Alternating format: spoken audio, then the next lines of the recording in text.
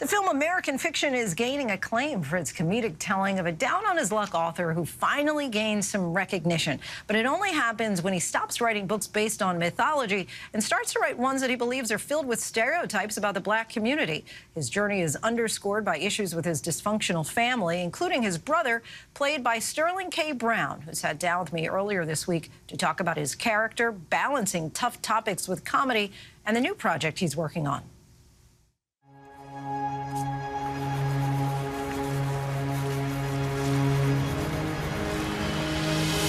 Are those human remains? You guys have a permit for that? Shut up, Philip. Liv, you don't talk to me like that. You want me to beat your ass? I'm just... Get out of here, Philip! I will eat your sweater vest for dinner. This movie is honest, it's hilarious, it's heartbreaking, all at once. When you first read the script, your reaction? I laughed out loud. I was on a plane with my wife. We were taking a vacation somewhere, and I'm reading it, and I finished, and I was exhilarated. I wanted to call my manager immediately and be like, how do we get into this film? It showed an aspect of black life that we don't see with great frequency on the screen. And the satire was also lampooning the fact that the industry only liked to tell a particular sort of story when it came to black characters. And so to have a lampooning of that and then to give them something different, like this black family drama in the midst of that, I think is really the genius of the script. What do you see in my brother? He's funny. Mm-hmm. He's not funny. No, not ha-ha funny. No. Like sad funny. Okay. Like a three-legged dog. I see it now, like somebody dying on a toilet. Exactly. God. Yeah. How would you describe your character? Cliff is a plastic surgeon. He's the youngest of 3 siblings. When we find him in the movie, he's been married for 20 years, and he sort of blows his life up by being caught in bed with another man. And so he is newly out, and he is messy. But he's also in a bit of pain. You know, anytime you blow your life up like that, he has 2 children that he's now disconnected from. He's grieving, and it's going to look messy until it doesn't look messy again. But I think he's sort of insistent on living in his truth. And even though he's not on screen a lot, you kind of feel like you know him, and you're sort of like wondering what's happening with Cliff when he's not present. What the hell did you give her? It's oxycodone, but knocks him right out. You gave her opioids to sleep? Yeah. You ever seen a heroin addict? Those guys take naps standing up. It's dangerous. Look, I'm keeping an eye on her. I'm a doctor. So am I. Right. Maybe if we need to revive a sentence. You've said recently that you don't like to play the same character twice. Why is that? Lance, variety is the spice of life, right? I don't think anybody... I went to NYU for grad school and trained to sort of illuminate the human condition and do this thing. Nobody wants to do one character for the rest of their lives. I've gotten a chance to do characters for 6 years, and I've had a great time, but like there's all these other people inside of me that are like, can I come out and play? So I think that's it, and I think it's just nicer to be known for a body of work than it is just for one particular character.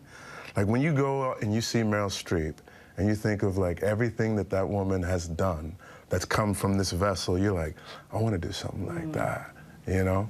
So that's, I'm trying to get my Meryl Streep on. Things with regard to race are often funny because they're true. You all really take a deep dive into this conversation about race with comedy. Yeah. How do you manage to strike that balance? I think a spoonful of sugar is what helps the medicine go down. Like, nobody wants to go and feel like they have to watch a message movie and be beaten over the head with something. Cord Jefferson wrote a script that is deeply, deeply humorous. And I think at the end of the film, or in the midst of it, you sort of catch yourself being like, oh, he's dropping something else in there too that's a little bit easier to digest because I'm laughing at the same time. Monk repeatedly gets told he's not black enough. They want a black book. They have a black book. I'm black, and it's my book. You know what I mean. Yeah. Is that something in real life that you have heard for yourself? I think I've heard something akin to that. I've heard like, you know, you're not like the others. You know, you're so special. You're so articulate. And I was like, oh, I didn't know that those things were outside of being black to a certain extent. That intelligence was somehow not associated with blackness to a certain extent, to a mainstream audience or to other people. So you had to sort of explain that, like, Black manifests itself in a multitude of ways. And I think it's because our programming, we're not even conscious of how we're programmed by the things that we consume through media, whether it's the news, whether it's the books we read, whether it's the movies that we watch. And that's why I think this film is so important, is that it's saying we are certain things that you've seen, but we're so much more. And there is throughout the movie this idea of, like, is there a message? Is there a takeaway? What do you feel that ultimate message or moral of the story is here? I think it's a search for identity, first and foremost, for the main character, Monk, in terms of being comfortable with who he is. There's also sort of there's a lot of messages, but I'll say, like, this idea that there's one way to be Black is sort of being debunked. And even to the idea that the movies that he's sort of criticizing in terms of how they can minimalize the Black experience, whether they're movies like, you know, Boys in the Hood or Menace to Society, or then the 12 Years a Slave and The Roots, etc. Like, these stories are important, and they are part of our experience. They are not the totality of our experience. And so as long as they can be made, but not to the exclusion of other stories, I think we'll be We sold the movie rights. Yes! We think it is going to be a bestseller. I'm sure white people on the Hamptons will delight in it.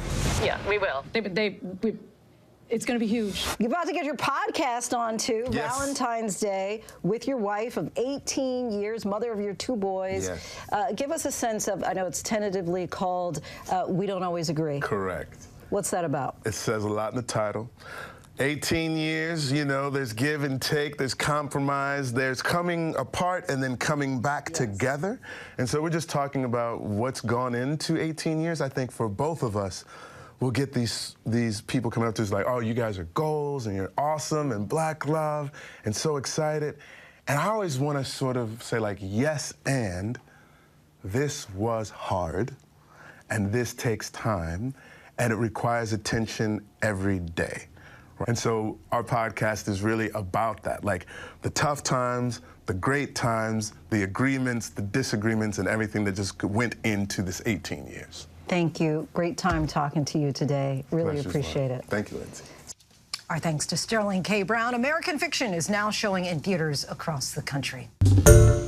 Hi, everyone. George Stephanopoulos here. Thanks for checking out the ABC News YouTube channel. If you'd like to get more videos, show highlights, and watch live event coverage, click on the right over here to subscribe to our channel. And don't forget to download the ABC News app for breaking news alerts. Thanks for watching.